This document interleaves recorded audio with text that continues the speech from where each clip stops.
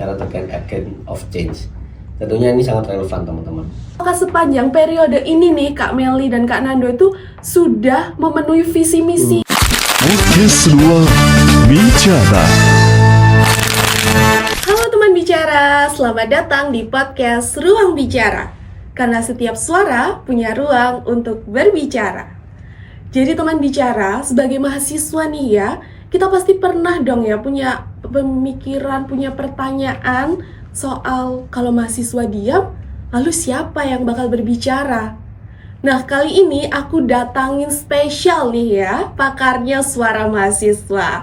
Sudah bersama aku kali ini ada Presiden Mahasiswa dan Wakil Presiden Mahasiswa Universitas Merdeka Malang. Halo Kak, boleh kenalan dulu mungkin ya? Mahasiswa Unmer ada yang belum kenal namanya, tapi cuma kenal bentuknya aja. Oh, bentuknya apa ya? Parasnya yang tampan dan cantik ini. Kayaknya nggak mungkin ya, nggak ada yang kenal Presma ya. Presma ya. Boleh deh, tapi Presma deh. Nama lengkapnya. Boleh. Ya. Siapa dulu nih? Presma dong. Siap. Oke, saya izin menyapa teman-teman. Halo warga Unmer, halo warga Indonesia. Nama saya Fernando Daguswanto. Teman-teman biasa panggil saya Nando, teman-teman. Saya dari Fakultas Hukum Universitas Merdeka Malang. Asik. Aku nih. Iya, oke, boleh.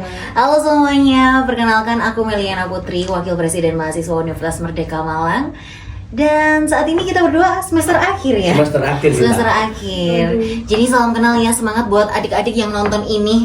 Ini bisa jadi memori untuk adik-adik nanti ya. Bener banget. Wajib ditonton sampai akhir ya, karena ini Presma loh ya. Presma dan Wapres loh ya ini. Ya. Oke, Presma dan Wapresma nih ya Kak. Sebelum tanya-tanya lebih jauh nih ya, aku mau tanya dulu arti menjadi mahasiswa dari pandangan Presma dan Wapresma itu seperti apa? Oke, mungkin kalau saya terkait mahasiswa, nah ini yang membedakan mahasiswa dengan siswa mungkin ya.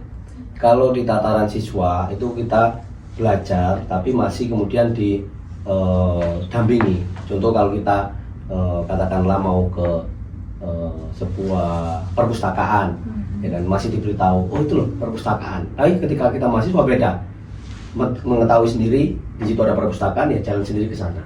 Itu. Karena kalau kita masih SD ya kan, siswa mau ke perpustakaan, dikasih tahu dulu itu perpustakaan, itu untuk baca buku gitu. Bedanya dengan mahasiswa langsung tahu itu perpustakaan dan itu digunakan untuk membaca buku gitu. Oke, pembukaannya udah sangat wow ya. Kalau dari Kak Wapres nih gimana nih Kak? Kalau biasanya Wapres itu kan melengkapi Presmanya ya. Betul. Kalau Presmanya udah bilang gitu, berarti kan aku harus berkata kalau misalnya mahasiswa adalah hanya siswa nih. Kalau kita adalah agent of change. Ya nantinya pastinya pembicaraan ini akan banyak ditanyakan agent of change itu apa. Pastinya nanti Pres ini yang akan menjawab apa yang akan diubah dan telah diubah dari setahun ini. Oh ya Kak Nando, tadi kan sama Kak Melu udah disinggung nih soal agent of change gitu ya Kak. Nah menurut Kak Nando nih, apa mahasiswa sekarang tuh masih relevan dengan kalimat tersebut Kak? Oke, jadi kalau kita berbicara terkait agent of change, tentunya ini sangat relevan teman-teman. Jadi selain kita menjadi agent of control, tentu kita juga harus memerankan sebagai agent of change. Kita sebagai mahasiswa yang akan menjadikan sebuah perubahan itu benar-benar nyata. Nah, kenapa kok bisa dibilang seperti itu? Teman-teman mahasiswa sekarang kita tidak hanya berjuang secara terang-terangan mengawal sebuah isu, tapi di situ kita juga memiliki peran untuk membawa perubahan itu sendiri. Dengan cara apa? Dengan cara kita riset, ya.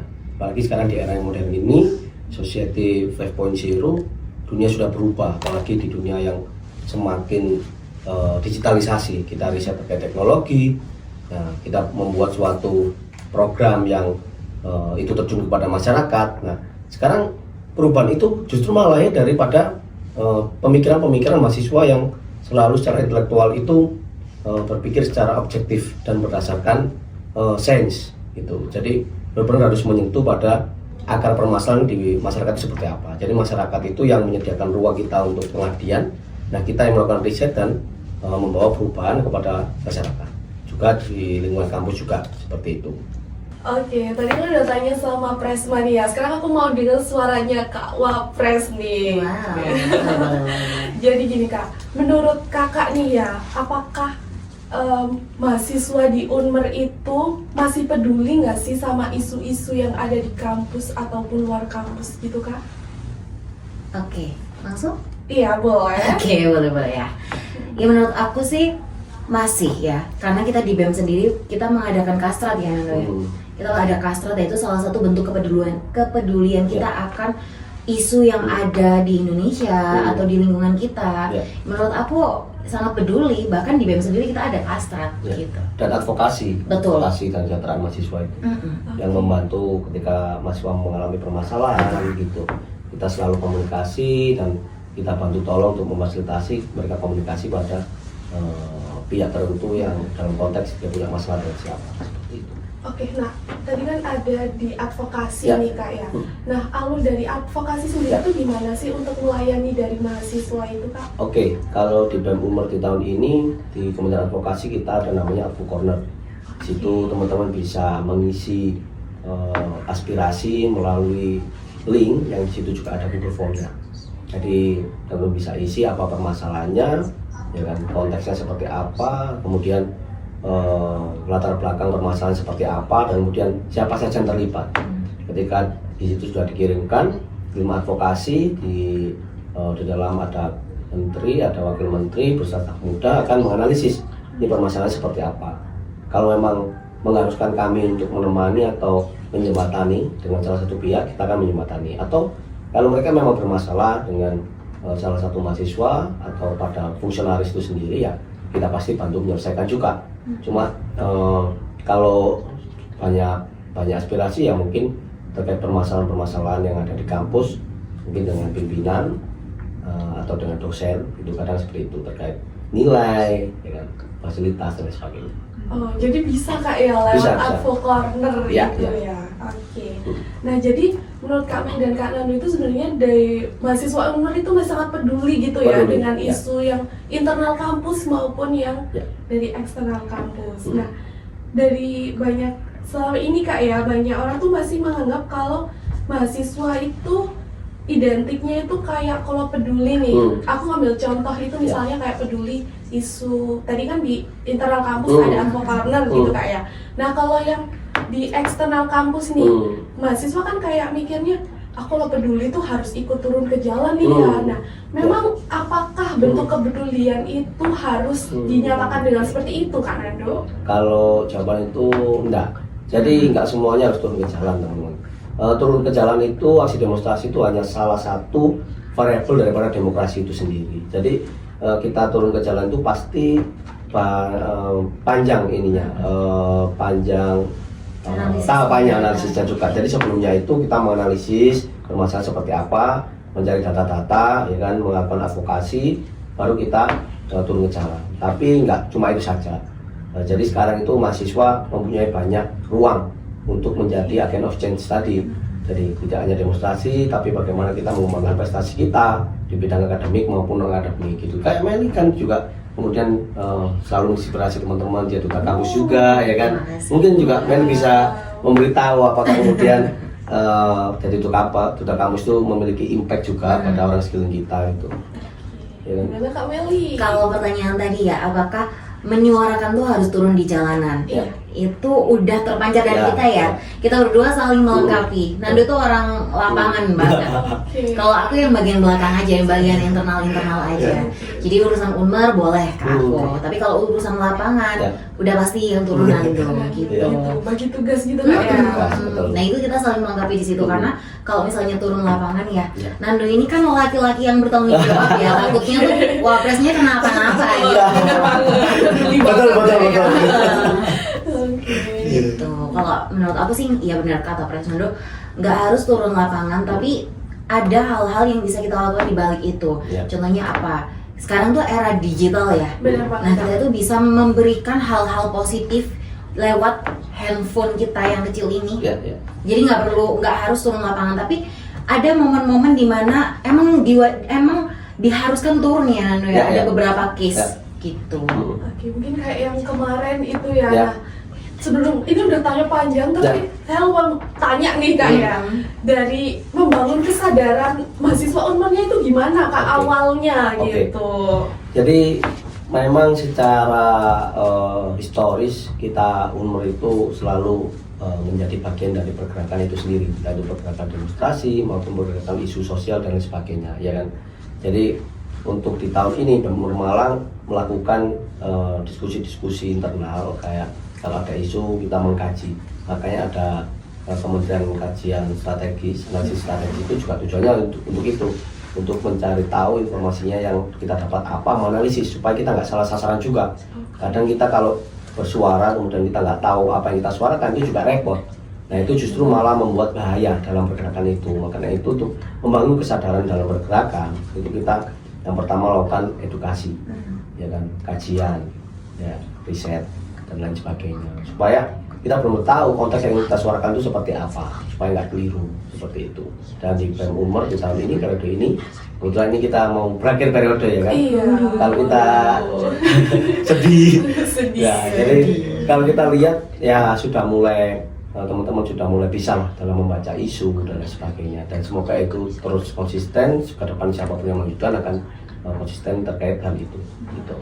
Harapan sekaligus ya, Pres, ya, ini tadi ya. Nah, kalau dari Kak Meli kan yang duta kampus nih ya, yang kayak bisa mengenal lah mahasiswa Unmer gimana-gimananya. Nah itu menurut Kak Meli itu membangunnya itu gimana Kak?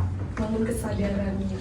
Oke, membangun kesadarannya yang pertama pastinya kita harus sadar tujuan kita kuliah itu ngapain. Kita sebagai mahasiswa, apa sih mahasiswa itu? Kita harus belajar untuk ngulik. Sebenarnya itu mahasiswa itu apa sih? Fungsinya kenapa harus ada mahasiswa itu kenapa sih? Dan kalau aku pribadi, aku berkaca pada diriku sendiri, kenapa aku sampai ikut BEM. Padahal aku nggak pernah ikut BEM ya, betul, ya. Betul. Aku tuh anak UKM dan aku tuh nggak pernah ikut BEM-BEMan dan ditawarin Nando baru aku ikut BEM. Dan aku kulik, kenapa sih harus ada BEM? Emang kalau nggak ada BEM kenapa? Gitu. Dan ternyata aku lihat ada BEM itu penting banget. Karena, nah itu sesuai tadi. Kalau misalnya bukan mahasiswa yang bersuara, siapa lagi yang bersuara? Bener banget. Gitu. Oke, tadi kan juga udah disinggung nih kalau Kak Nando dan Kak Meli itu udah di akhir periode.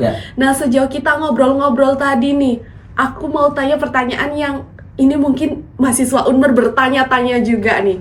Apakah sepanjang periode ini nih Kak Meli dan Kak Nando itu sudah memenuhi visi misi yang dijelaskan waktu awal mencalonkan gitu Kak? Kalau pertanyaan terkait visi misi, ya tentunya kita sudah berupaya semaksimal mungkin. Cuma kalau bicara sempurna juga nggak terlalu sempurna, tapi kita sudah berusaha dan kemungkinan 90% lah. Kenapa kok saya bilang 90%? Ya karena kita sudah melihat bagaimana perubahan-perubahan itu terjadi. Mulai dari kita PKKMB itu kita bisa melihat bagaimana PKKMB dapat berjalan dengan baik, meskipun juga dalam evaluasi masih ada kesalahan, ya itu wajar lah, sebagai kepanitiaan kita akan mengevaluasi itu. Jadi dari PKKMB saja itu kita sudah melihat keberhasilannya di situ. Terus sampai per hari ini dalam menjalankan program kerja kurang lebih hampir menutup lah semua program-program yang sudah kita rancang itu sudah hampir mau selesai, tinggal mungkin 1-2 program kerja. Nah terus impact, ya kan, kalau kita melihat visi kan kita mau BEM ini sebagai learning organization, tempat belajar bagi semuanya. Dan saya rasa teman-teman, staf muda, fungsionaris yang ada di kementerian, teman-teman sudah merasakan impactnya bagaimana BEM itu menjadi rumah untuk belajar, rumah untuk bercerita, rumah untuk berkembang gitu. Dan mereka sudah bisa melaksanakan itu gitu. Jadi menurut saya 90% visi misi kami sudah mau tercapai seperti itu. Mungkin Meli menambahkan.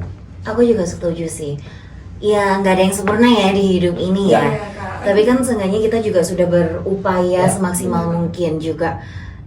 Saya sebagai Wapres dan Nando sebagai Presma juga sudah mengupayakan untuk bagaimana ya caranya. Karena kita berdua itu bisa menjadi pasangan Presma dan Wapres ini karena kita berdua itu sama-sama orang yang kepalanya itu berisik. Dan juga banyak pertanyaan di Unmer ini, kok gini ya, kok nggak gini, kok nggak gitu ya, bla bla bla bla. Itu di awal dulu kita merancang itu sudah sedemikian rupa. Mal ini kayaknya kurang seperti ini, Mal ya. Nah, akhirnya kita menuangkan dalam satu program kerja itu. Jadi sama-sama punya ambisi gitu Kak ya, untuk memajukan Unmer ya. Betul. Sebenarnya bukan ambisi ya, tapi keresahan. Kita berdua itu lahir dari keresahan gitu. Iya, saya masih ingat waktu itu Jadi sebelum Meli mau untuk kemudian saya ajak untuk menjadi Wapresma, Meli pernah bilang kalau kita sebenarnya semua sama dalam satu frame pemikiran, kita mau BEM ini berubah gitu. Secara historis ya kita ketahui bagaimana BEM itu mengalami stagnan ya. Dalam pergerakannya secara advokasi, kastra itu masih memiliki nilai indikator yang kurang. Tapi di sini kami berusaha mengupayakan mungkin untuk BEM itu benar-benar berubah gitu. Dan sekarang kita sudah mulai melihat perubahan itu gitu. Dan akhirnya lagi-lagi semoga ke depan bisa diteruskan oleh pemimpin yang baru seperti itu. Betul, aku juga setuju sih. Bahkan kamu masih inget gak No yang dulu aku pernah tanyakan tugasku ngapain sebagai Wapresma? Karena aku tuh nggak suka. Betul. Ketika kita berdua itu nggak suka kalau misalnya kita dapat sebuah jabatan, tapi kita nggak ngapa-ngapain gitu. Yes, jadi buat apa kita punya jabatan tapi kita nggak berdampak gitu. Nah itu adalah keresahan kita berdua. Jadi negosiasi panjang ya No ya ketika kita mau mencalonkan diri. Apalagi kan tadi Kak Meli bilang bukan anak BEM gitu ya. Nah, gimana sih Kak Nando bisa meyakinkan seorang Kak Meli gitu? Justru karena Meli kemudian bukan anak BEM, kenapa kok saya memilih Meli? Karena pasti perspektifnya nanti berbeda. Nah, perspektif berbeda itu justru yang membuat kita lebih kuat gitu. Artinya ketika saya yang sebelumnya juga anak BEM, ya kan, Meli anak UKM, kita menyatukan sebuah sudut pandang sudut pandang, ide-ide. Mel, ini kita harus menyatukan sudut pandang kita. Ternyata Meli punya pandangan seperti ini, saya punya pandangan seperti ini, kita satukan menjadi kolaborasi, akhirnya menjadi terciptalah sebuah Juang Karsa. Juang Karsa Kak ya. Tercipta dari apa nih Kak Juang Karsa? Kalau kita melihat sendiri filosofi Juang Karsa itu kan bagaimana kita bisa berjuang terkait harapan-harapan kita. Harapan-harapannya tadi kan sudah kita bentuk sama Meli nih. Harapannya nanti ke depan seperti ini Mel. Harus kita perjuangkan. Gitu. Juang Karsa. Sesuai namanya ya, berjuang gitu. Nah, tagline dari Juang Karsa ini apa Kak? Tentunya berjuang, bergerak, berdampak. Oke, sama ya Kak Meli tadi harus berdampak gitu Kak ya. Karena itu manfaatnya kita sebagai manusia nggak sih? Iya, benar banget Kak. Nah, apakah nih ya Kak? Aduh, tanya aja nih Kak ya. Dari podcast boleh loh. Dari tadi tanya aja ya. Nah, menurut Kak Meli dulu nih ya Kak ya. Apakah sejauh ini satu periode ini BEM sudah cukup berdampak bagi universitas? Kalau ditanya apakah kita sudah cukup berdampak, jawabannya selalu sama. Kita selalu berusaha untuk berdampak sesuai dengan tagline kita berdua. Kita nggak pingin cuman omon-omon aja ya tentang tagline atau tentang Juang Karsa sendiri atau janji-janji busuk yang di awal kita janjikan, tapi kita berusaha. Salah atau kurang tepat atau dalam proses belajar itu wajar, tapi kita selalu mengupayakan untuk selalu berdampak. Salah satu contohnya adalah kita punya program kemarin Abdi Desa. Abdi Desa itu adalah bentuk pengabdian kepada masyarakat. Bagaimana kita turun ke masyarakat langsung melihat apa sih yang dibutuhkan masyarakat, itu adalah salah satu contoh berdampak. Kita ingin berdampak untuk masyarakat seperti itu. Oke, jadi dari program-program kerja BEM Unmul sendiri Kak ya, yang sudah mengupayakan nih untuk bisa berdampak bagi universitas. Oke nih Kak, nah aku mau tanya nih, harapannya nih untuk periode mungkin yang akan datang, karena sebentar lagi udah mau selesai Kak ya. Oke, harapannya gimana nih dari Kak Nando dulu? Jadi mungkin sebelum harapan seperti ini, jadi menjadi seorang pemimpin. Nah, jadi anak-anak BEM ini semua kan memang calon-calon pemimpin. Kita desain untuk menjadi calon pemimpin. Tidak hanya Presma dan Wapresma, setingkat menteri, kementerian, dan staf muda, itu semua kita desain untuk menjadi pemimpin. Artinya kita melihat menjadi pemimpin itu sangat capek, sangat sulit. Kita harus effort tenaga, ya kan, dan lain sebagainya. Tetapi kalau kita hanya berpandangan kalau pemimpin itu capek, kita nggak akan selesai dengan diri kita. Artinya kapan kita akan berkembang gitu? Kita akan stagnan. Gitu. Justru kita mengikuti organisasi, kita mengikuti BEM itu karena kita ingin berkembang dari segi intelektual, dari segi empati kita terhadap orang lain, sosial, dan lain sebagainya. Artinya harapannya untuk BEM Unmul ke depan terus perjuangkan, terus kreatifkan apa yang menjadi ide kalian, ya tetap buatlah BEM ini menjadi rumah bagi semuanya, gak hanya fungsionaris tapi benar-benar seluruh mahasiswa Universitas Merdeka Malang. Kalau boleh semua mahasiswa yang ada di Malang dan lain sebagainya, karena saya rasa BEM itu adalah tempat Ya, tempat kita untuk berjuang, tempat kita untuk berdampak. Nggak ada sekat-sekat di situ, gitu. Apalagi kalau kita Presma Wapresma dipilih oleh mahasiswa, ya kita harus kembalikan semuanya untuk mahasiswa, seperti itu. Oke, dari Kak Meli nih, gimana Kak Harapannya ya? harapannya? Kalau harapanku pribadi untuk next BEM penerus kita berdua ya Ndo, dan penerus periode ini, harapannya adalah buka telinga kalian lebar-lebar, jangan pernah angkuh. Ya. Jadi karena kalian dipilih seperti yang tadi Pres bilang, karena kalian dipilih oleh mahasiswa, kembalikanlah suara mereka, kembalikanlah mimpi-mimpi mereka atau harapan mereka untuk kedepannya. Jadi harapanku adalah untuk Pres dan Wapres kedepannya, buka telinga kalian, buka mata kalian, lihatlah sekitar kalian, gitu. Dan berdampak tentunya. Oke teman bicara, setelah kita ngobrol panjang lebar nih ya sama Presma dan Wapresma mengenai BEM Unmer Malang itu sendiri. Nah, aku mau tanya nih ke kakak-kakak, mau sedikit nih ya closing statementnya gitu di episode kali ini. Boleh dong ya Kak ya? Oke, kalau ditanya closing statement seperti apa, singkat saja teman-teman. Saya suka dengan kutipan daripada Tan Malaka, ya kan? Hidup yang tidak dipertaruhkan tidak akan pernah dimenangkan. Jadi kita apalagi sebagai mahasiswa harus mempertaruhkan segala ambisi kita, segala kekuatan kita, ya kan, energi kita untuk benar-benar membuat diri kita bisa menjadi berkembang gitu. Karena apa? Saya pun sejauh ini hingga di titik ini pasti banyak mempertaruhkan segala hal, energi, pikir dan sebagainya.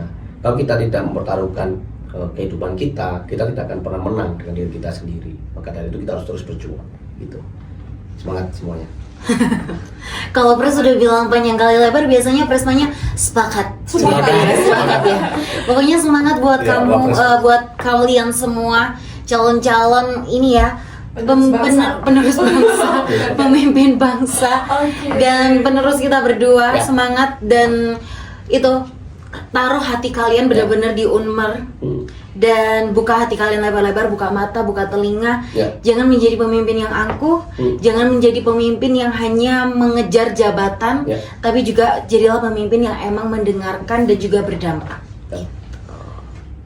Terima kasih ya buat Pres Universitas Merdeka Malang dan Wapresnya yang sudah berkenan hadir di ruang bicara kali ini. Terima kasih sudah menyempatkan di sela-sela sibuknya ya Pres ya. Oke, sama-sama guys. Kak Wapres nih ya. Terima kasih. Oke, sampai jumpa di episode selanjutnya teman bicara. Sampai jumpa guys.